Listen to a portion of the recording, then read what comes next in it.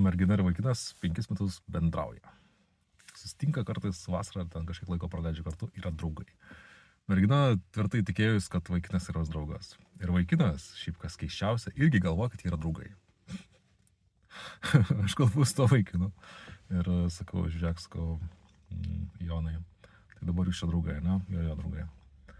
Sakau, tai, gerai, dabar jeigu tau, Agnė, parašo žinutę, vakare.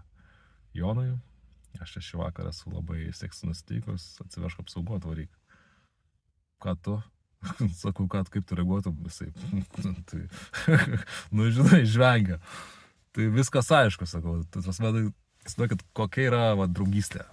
Tai čia moteris laiko vyro draugu, vyras laiko netgi šiuo atveju irgi moterį draugę, bet gavę žinutę tokią su kvietimu praleisti smagiai vakarą, klausimų nebelieka. Tiesiog vyras paklopstom pas moterį neša kudašių.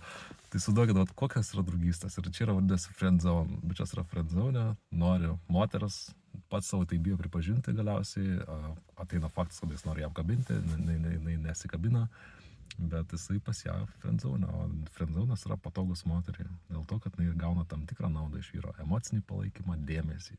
Dėmesys yra mūsų pagrindinė valiuta bendraujant su moterim. Ir kuo daugiau mes dėmesio moteriai rodom, kad ir būdami friendzone, ko šiaip nelinkiu, tai tuo moteriai patogiau yra su mumis bendrauti, tuo daugiau naudos gauna.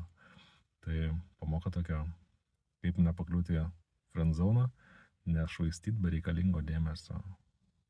Reiškia, mes bendraujam su moterim, jeigu tai nenori su mums eiti pasimatymą, viskas viso gero. Jeigu tai neatrašo ten porą dienų ir užsiemus, tiesiog nešvaistom dėmesio.